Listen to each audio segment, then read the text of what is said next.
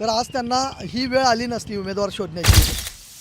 काही विरोधकांकडून कुरघोडी करून त्याला कसं मोडता घालता येईल, की आज त्यांना उमेदवारही शोधून सापडत नाही. असं आम्ही या जाहीरनाम्यात वचनबद्ध झालेलो आहोत. कोल्हापूरच्या महानगरपालिका रणधुमाळीमध्ये सध्या आरोप प्रत्यारोपांच्या फैरी झडू लागल्यात. एका बाजूला महाविकास आघाडी आहे, दुसऱ्या बाजूला महायुती आहे. रणमैदान तापले. खरं तर ही लढत कोल्हापूरमध्ये भाजप विरुद्ध काँग्रेस अशीच होतीये. प्रत्येक प्रभागात जा ही लढत फिक्स आहे. मात्र कोल्हापुरातल्या एका प्रभागामध्ये काँग्रेसला भाजपनं थेट बाय दिलाय. प्रभाग 17 मधली ही घडामोड आहे. ह्या घडामोडीचे साक्षीदार आहेत प्रभाग 17 मधले उमेदवार प्रवीण केसरकर आपल्यासोबत आहे. त्यांच्याकडनं जाणून घेणार आहे आपण नेमकी काय घडामोड आहे, ही नेमकी प्रभाग 17 मध्ये काय हालचाली आहेत जाणून घेऊया.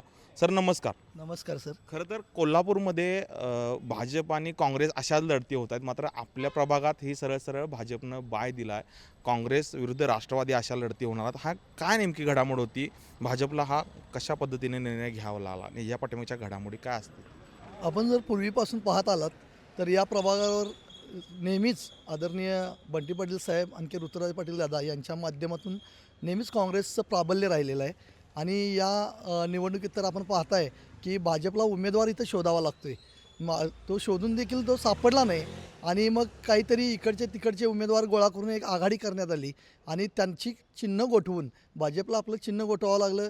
त्याचप्रमाणे शिवसेनेला आपलं चिन्ह गोठवावं लागलं आणि आपली सर्वांची चिन्ह गोठवून आज ते घड्याळाच्या चिन्हावर त्यांनी तिथं पॅनल उभा केलेला आहे. खरं तर हा प्रभाग 2 ते 4 किलोमीटर रेडिएशन एवढा लांबचा अंतराचा आहे. इथं भाजपला यामुळे कुठंतरी उमेदवार शोधताना त्रास झाला असं वाटतंय तुम्हाला? नाही, असं काय नाही वाटत आहे. खरं तर त्याला एक नवीन मतदारसंघ पण आपल्याला आता जोडला गेलेला आहे राजेंद्रनगरसारखा. त्यांना तिथून पण एखादा उमेदवार शोधता आला असता. पण ही खरोखरच आपण याच्यावर विचारविनिमय करण्यासारखी ही बाब आहे की आज त्यांना उमेदवारही शोधून सापडत नाही आहे. कारण काँग्रेसने या भागामध्ये केलेली कामं किंवा त्यांची लोकांशी असणारी जवळीक आणि लोकांच्या अगदी हृदयात असणारा काँग्रेसचा प्रत्येक कार्यकर्ता इथला तळमळीचा कार्यकर्ता हे सर्वजण या गोष्टीला साक्षी आहेत की आज त्यांना उमेदवार शोधावा लागतोय. खरं तर काँग्रेसनं आपल्याला अधिकृत उमेदवारी दिलेली आहे. काय असणार आहे आपल्याला या प्रभागातल्या नेमक्या समस्या काय आहेत, काय जाणवते तुम्हाला? गेल्या अनेक वर्षांपासून आपण तिथं सक्रिय आहात. या प्रभागामध्ये आता आपण पाहिलं तर हा भौगोलिकदृष्ट्या फार विखुरलेला प्रभाग आहे. आणि निश्चितपणे मी म्हणत नाही की सर्वच कामं आम्ही अतिशय कमी कालावधीमध्ये पूर्ण करू शकू, कारण अनेक आव्हानं आहेत. कारण उपनगरांमध्ये डेव्हलपमेंट होत असताना बराच विस्तृत असा परिसर असल्यामुळे ओपन स्पेस डेव्हलप करणे, बागांचे संगोपन करणे, सुशोभीकरण करणे, त्याचप्रमाणे ज्येष्ठ नागरिकांसाठी विरंगुळा केंद्र करणे, त्याचप्रमाणे मैदानं नवीन निर्माण करणे. आता आम्ही आमच्या भागामध्ये एक लोकसहभागातून एक मैदानाची संकल्पना हाती घेतली आणि जवळजवळ आता त्याचं 70% काम पूर्णत्वास नेलेलं आहे.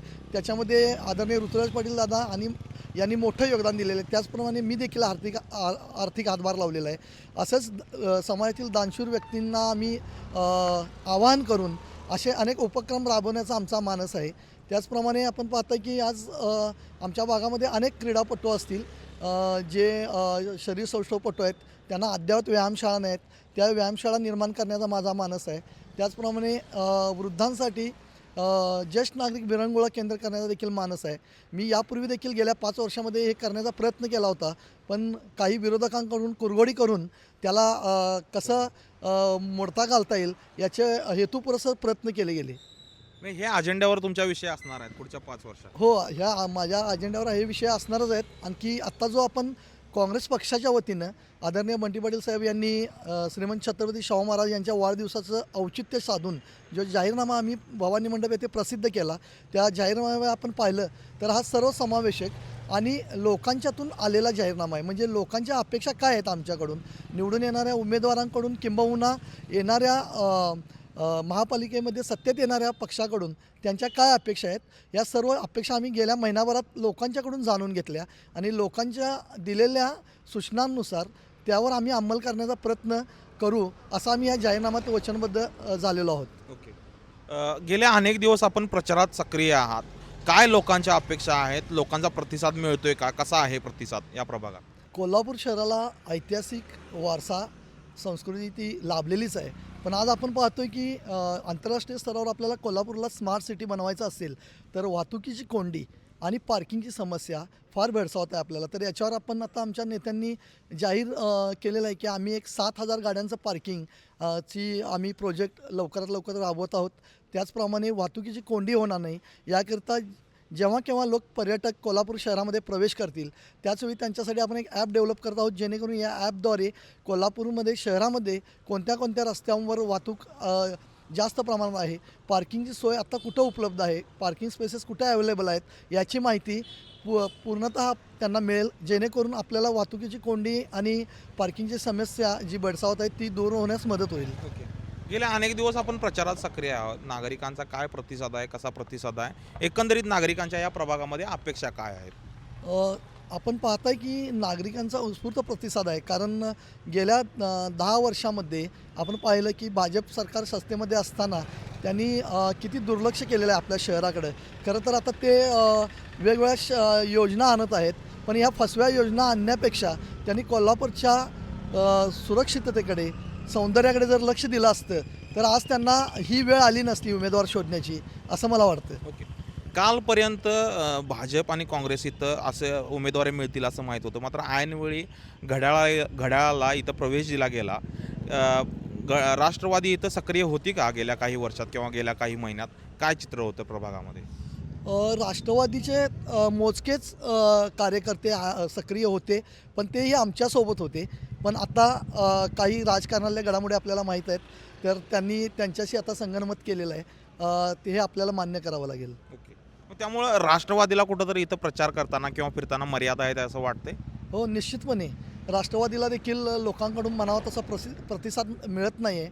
आपण आता पाहिलं की आता आम्ही लोकांशी जागोजागी महिलांशी संवाद साधत आहोत, प्रचार फेऱ्या काढत आहोत. तर यामध्ये आपल्याला दिसून येईल की काँग्रेसच्या पाठीमागे वाढता जनप्रवाह केवढा मोठ्या प्रमाणात आहे, आणि राष्ट्रवादीच्या ज्या आता सभा पण आता परवा पण झाली त्याला जो प्रतिसाद लोकांचा लाभला हे आपण प्रत्यक्ष पाहू शकता. डिजिटल प्रभागाच्या माध्यमातून आपण आता असं मी आवाहन करेन की निश्चितपणे येणाऱ्या या कालावधीमध्ये मी आणि माझ्या पॅनलमधले इतर उमेदवार आहेत. मी स्वतः प्रवीण लक्ष्मणराव केसरकर, श्री सचिन मारुती शेंडे, त्याचप्रमाणे सौ शुभांगी शशिकांत पाटील आणि सौ अर्चना संदीप बिरांजे, हे आम्ही 4ही उमेदवार सुशिक्षित आहोत.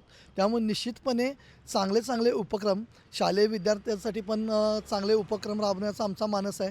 महानगरपालिकेच्या मोडकळीस येत चाललेल्या शाळा असताना मग आमच्या प्रभागामध्ये ज्या नावलौकिक मिळालेल्या शाळा, ज्या शाळेतील विद्यार्थ्यांनी शिष्यवृत्ती स्पर्धेमध्ये यश संपादन केलेलं आहे, त्यांना देखील आमचा पूर्ण पाठिंबा आहे, हातभार आहे. तर नवीन नवीन संकल्पना आपल्या भागामध्ये आणण्यासाठी येत्या उदयोन्मुख खेळाडूंना, त्याचप्रमाणे विद्यार्थ्यांना विविध स्पर्धा परीक्षांमध्ये भाग घेण्यासाठी उद्युक्त करणे आणि विविध सोयी सुविधा पुरविणे हा आमचा मानस राहणार आहे. धन्यवाद सर, आपण वेळ दिल्याबद्दल. धन्यवाद. तर हे होते प्रवीण केसरकर. खरं तर या प्रभागामध्ये काँग्रेस विरुद्ध राष्ट्रवादी अशी लढत होणार आहे. राजकीय घडामोडी घडल्या आणि भाजपला इथं उमेदवार देखील शोधता आलेला नाही, स्पष्ट त्यांनी सांगितलेलं आहे. त्यामुळे इथं राष्ट्रवादीला उतरावं लागलं, अशी आजच्या घडीला स्थिती आहे. आणि काँग्रेसला मिळणारा जो प्रतिसाद आहे तो देखील चांगला असल्याचं त्यांनी म्हटलं आहे. काही दिवस आहेत निवडणुकीला बाकी, पाहूया काय होते. पुढच्या घडामोडी पाहण्यासाठी पाहत राहा डिजिटल कोल्हापूर.